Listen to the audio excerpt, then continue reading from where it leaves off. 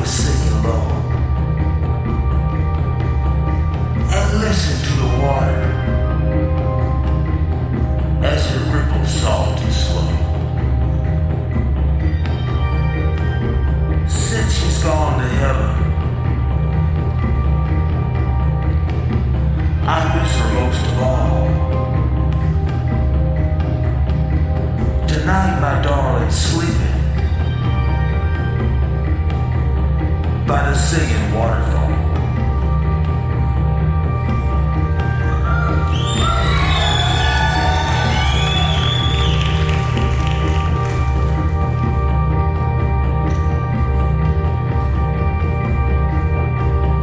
Goodbye, Joe. I may got to go. Me oh my oh. May got to go. I pull a B-road down the bayou. My Yvonne, the sweetest one. May oh my oh. Son of a gun, we had big fun on the bayou. Jambalaya, crawfish pie, I feel it gumbo. Cause tonight I'm gonna see Mama Chaz and me.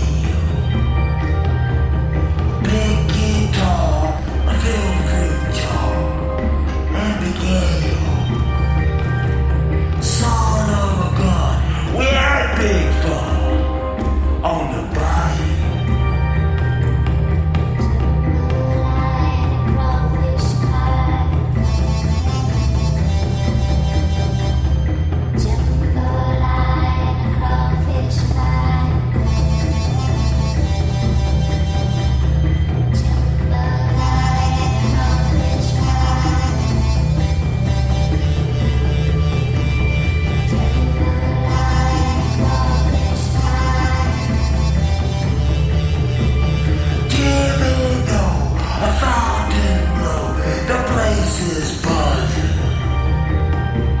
I can't full come to see wrong by the dozen. I dress in style, go all wild and be Yale. Son of a gun, we had big fun on the bayou. Son of a gun, we had big fun. Son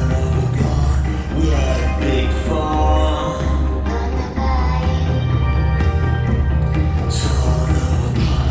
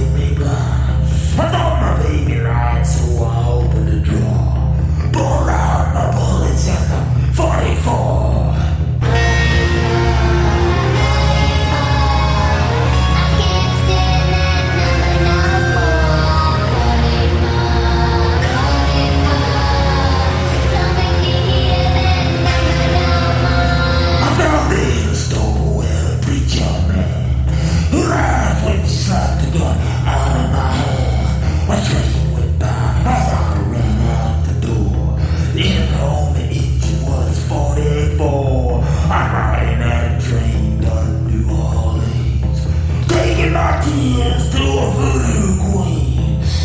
I can't live like this no more. Today's my birthday, I'm 44.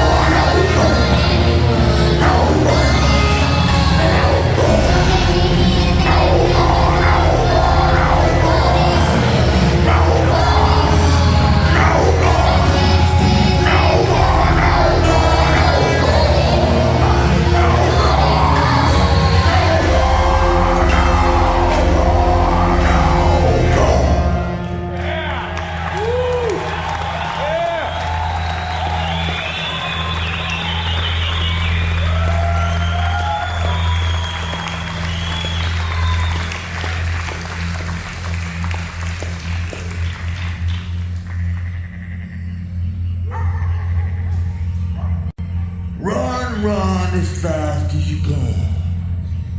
Everybody knows the story of the Gingerbread Man. But back in the swamps of Louisiana, where the cottonmouths compete with the garfish and the gaspergoo for breathing room down in the murky black bayous, they tell a different story.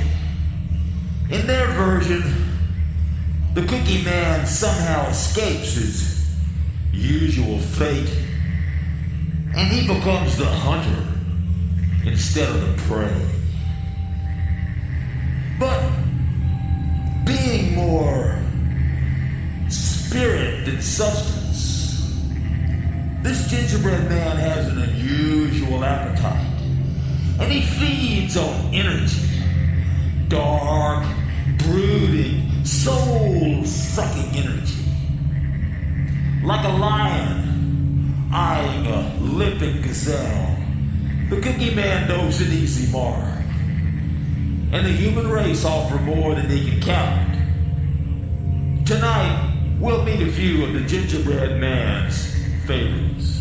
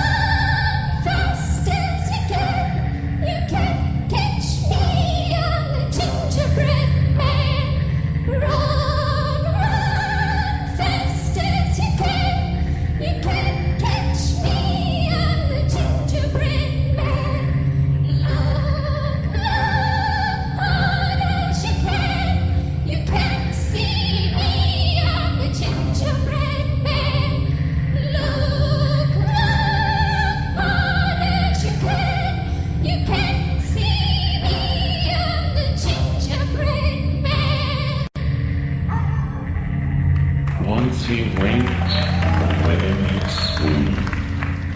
Once he lived in limos and watched the world through the darkest of glasses.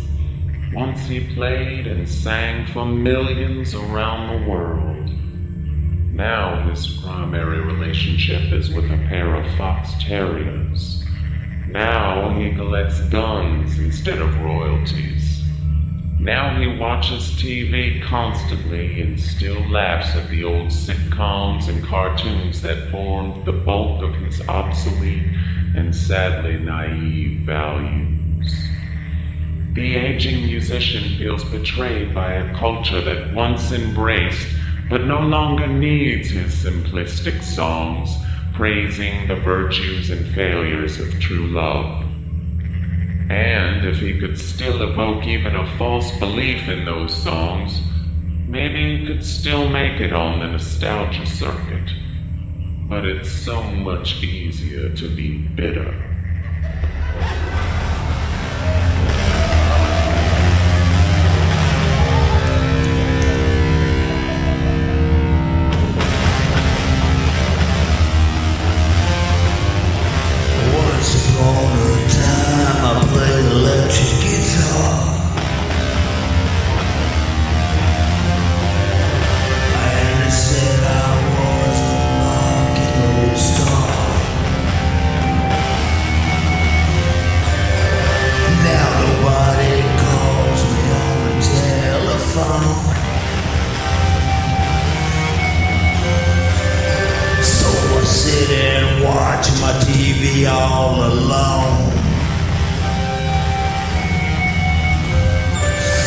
Or maybe if I put a bullet in my brain,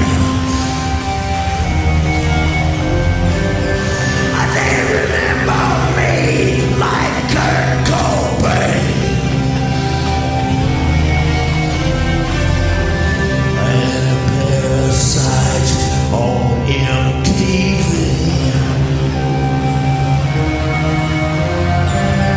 would wipe their eyes and act like they knew me. Oh, but I wouldn't be a hero, I'd be dead. Just a corpse beside a note that read, if you like to pretend, you'll never get old. You got what it takes to rock and roll.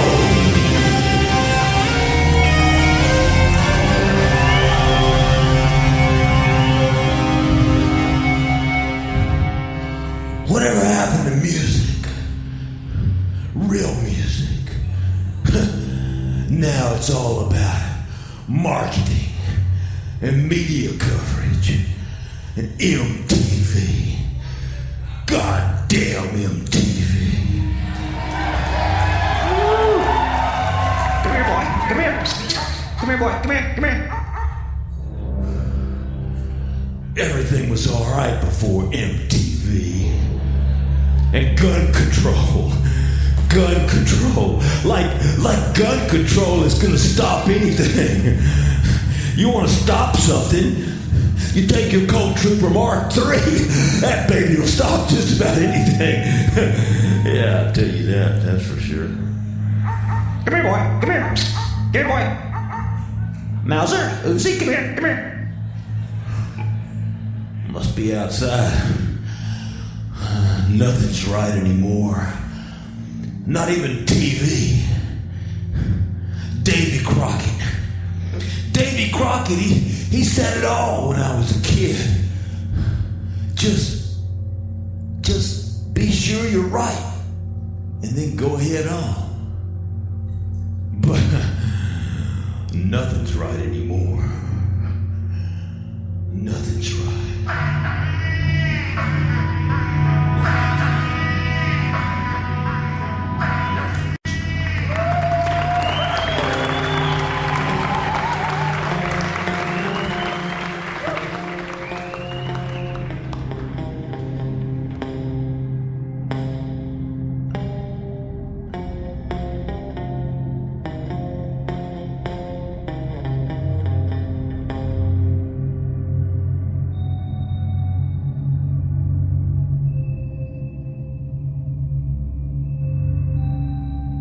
The contemplation of suicide was one of the few joys left in life for the lonely old woman. Her dark meditation was always the same. After she envisioned her death and the circumstances surrounding the discovery of the body, she then remembered why she could never commit to the fatal deed. And the reasons were always her roses. She could never trust her irresponsible daughters to take care of her precious flowers. In the dim fog of a once bright mind, she clearly saw the cause of her children's neglect, an incident long forgotten by her two daughters. It certainly couldn't be that she was critical, although she did find it quite difficult to refrain from pointing out a few problems when the children did manage an occasional call. Only to be helpful, of course.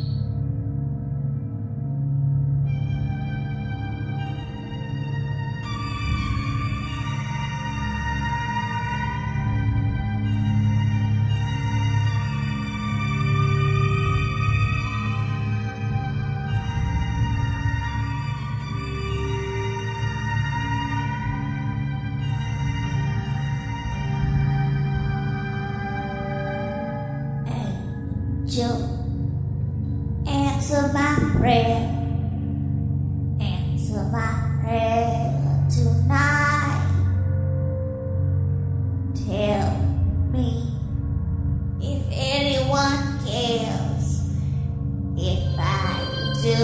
what I might. Angel, answer my prayer and tell me if anyone else knows how much I am scared that I might murder myself.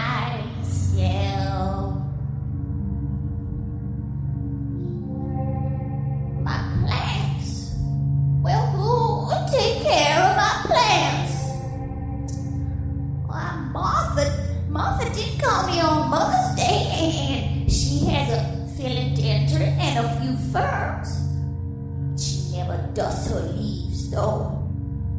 And Berta, well, Berta's been married 3 times. How could she possibly take care of roses?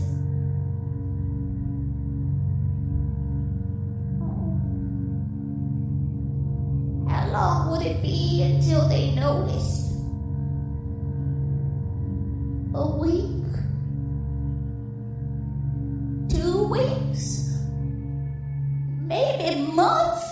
And my poor roses get eaten by aphids all that time?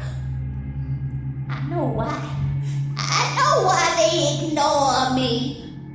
Martha tries to pretend that she doesn't care anymore, but I know better. And she's poisoned Berta against me too.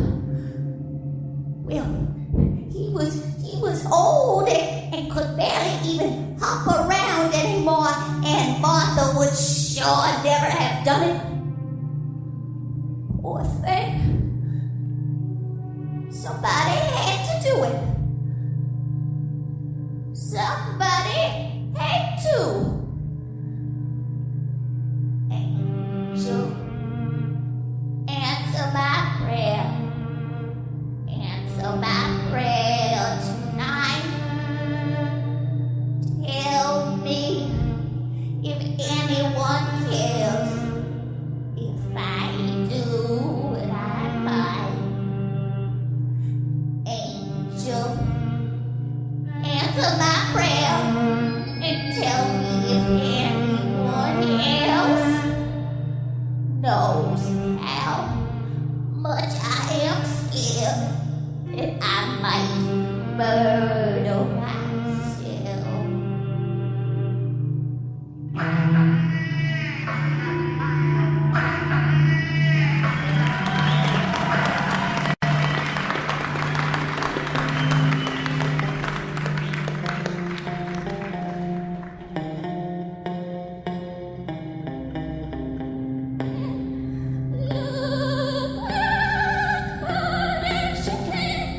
You can't see me, I'm the Gingerbread Man.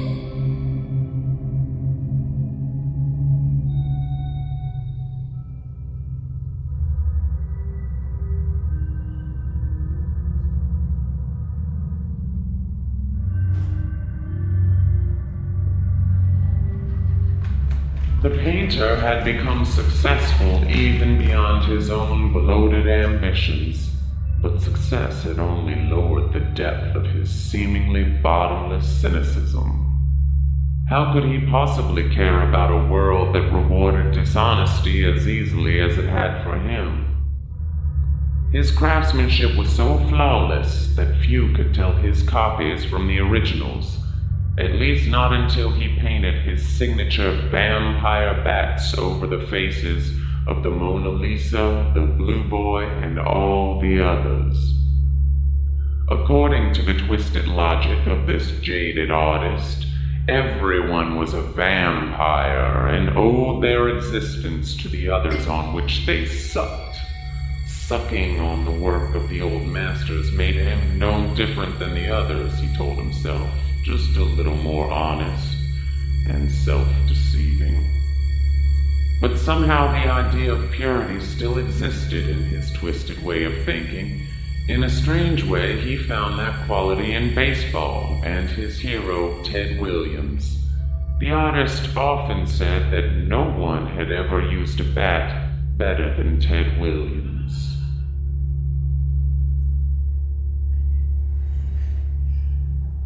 Vampire. Yeah, it's all about vampires. They just don't get it. They just don't get it. I know what it is. They really just wish their stuff sold like mine, that's all.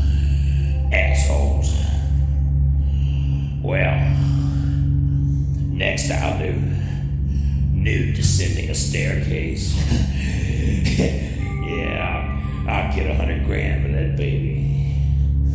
Let 'em suck that. Let 'em suck that.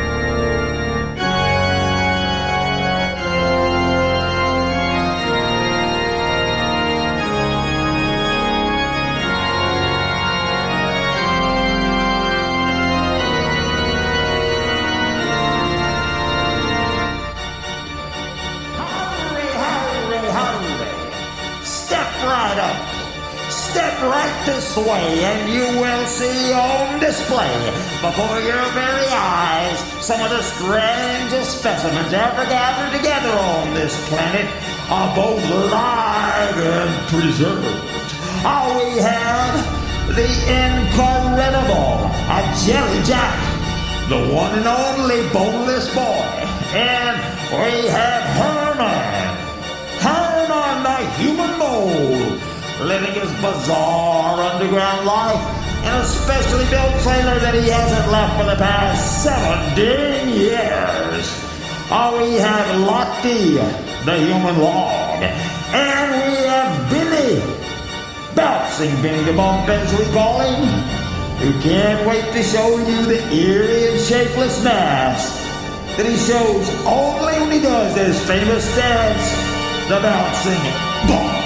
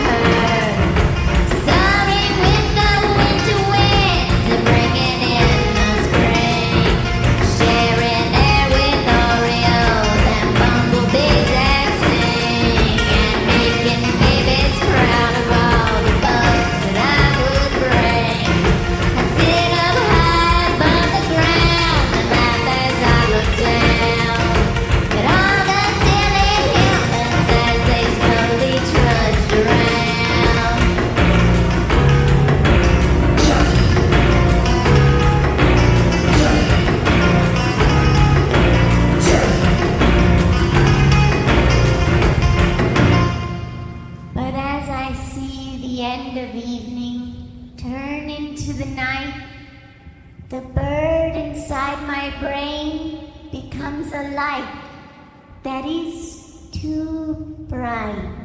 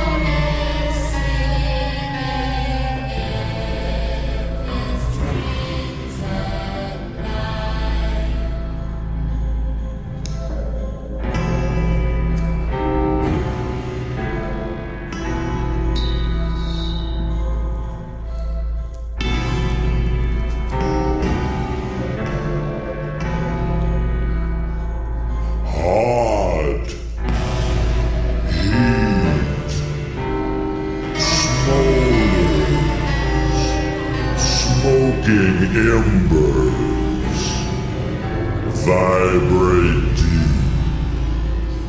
vibrate deep inside the sucking sound of suction, sucking sections of my soul, sucking sections of the only thoughts my mind will salivate and drool, and press against itself, and press against itself, and feel the cursing flow of fever-driven, biting, grinding, clenching. Ream the center of the sun with shafts of solid steel. Know that there is nothing like the feeling of those steel fingers up inside of something sticky, sweet, and wet. Feel the lips of licking wet liquid. Feel the tongue that touches the tips of sharp, pointed things.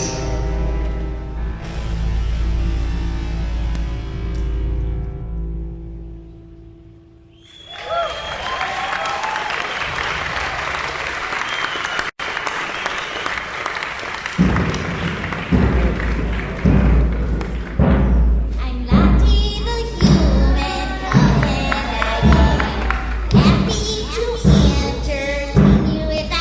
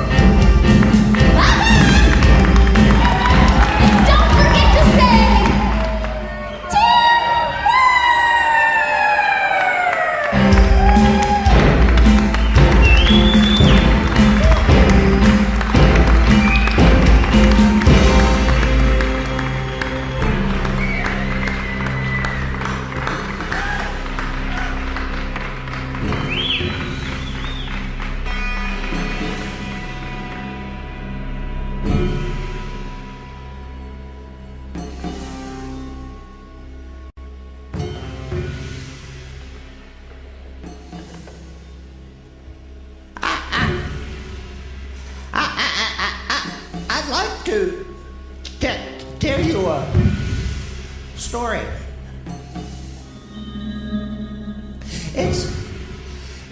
It's all about a poor, sad little boy.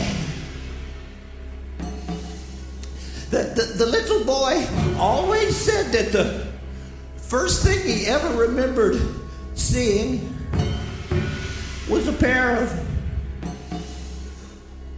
cowboy boots. Those boots were attached to legs that somehow stretched upwards into a vast infinity inhabited by the rest of his father.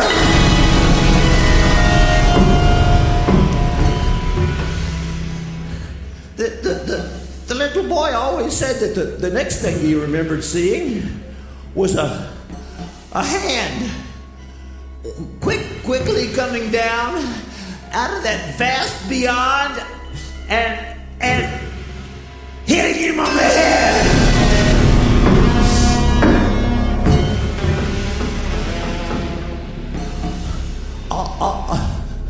Although the little boy quickly grew to despise his giant father,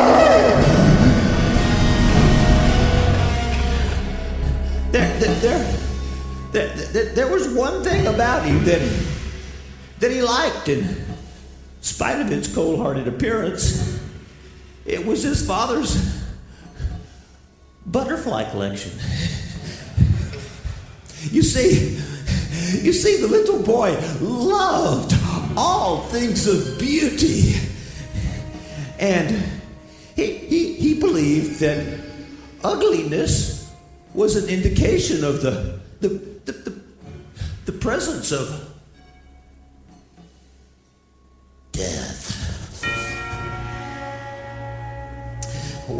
He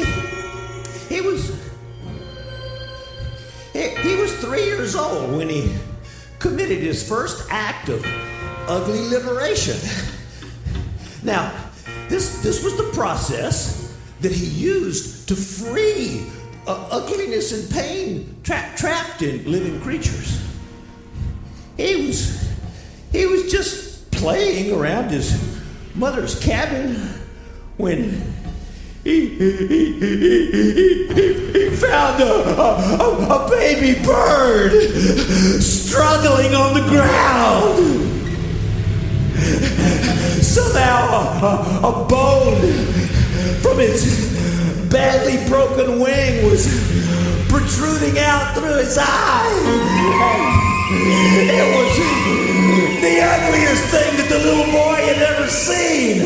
And he ran over and he grabbed a big rock and he ran back and he crushed the helpless creature.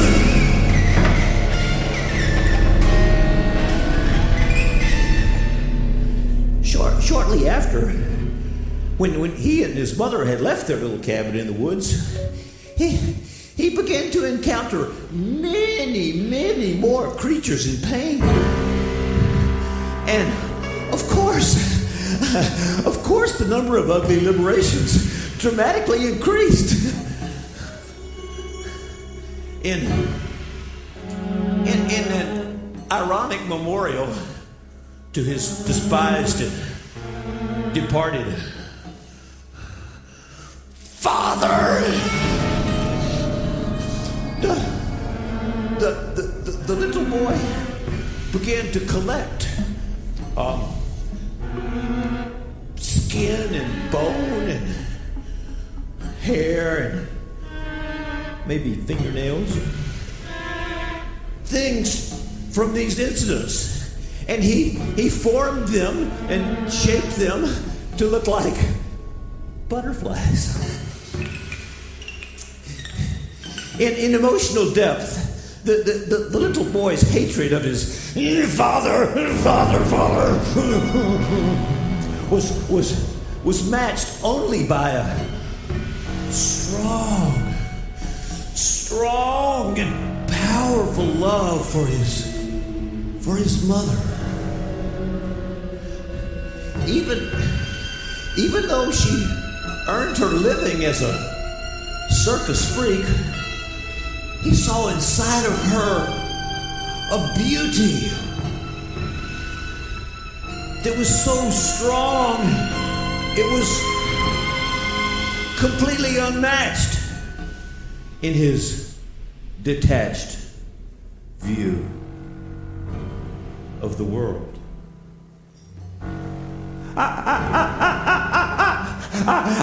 I still see that little boy around here sometimes, and he frightens me.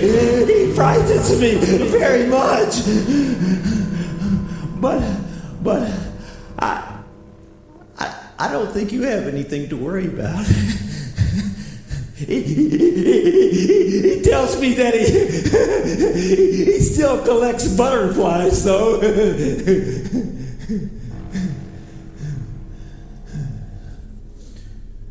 Sleep, loser, sleep.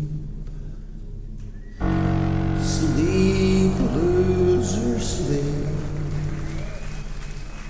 Ugliness will leave you when you sleep, loser, sleep. Just release and gently fall into a dark and endless hall. Delicious death is waiting all around you. This warm and fuzzy kind of death will gently hold you to its breast, touch you with its tenderness, and drown you. So sleep, losers.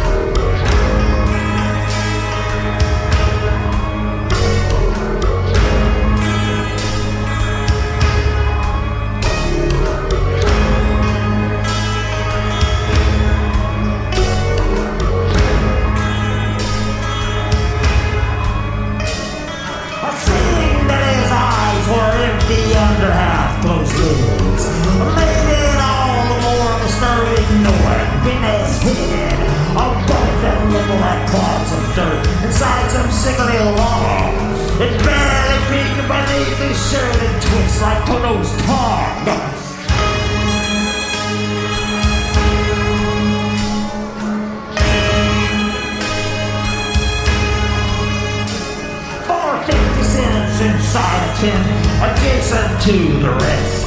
The weaker souls would hide their eyes while Billy bared his chest. He rubbed the bump with Omeo and little bits of meat, and stroked the shape as it extended down toward his feet.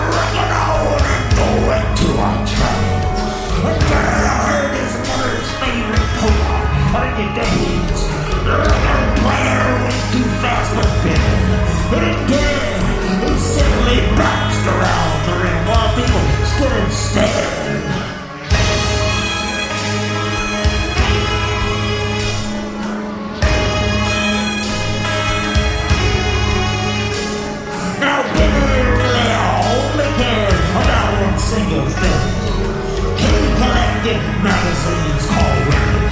In the rain, he kept them all in plastic bags, and everybody said, I'm gonna talk to them at night. Before he went to bed,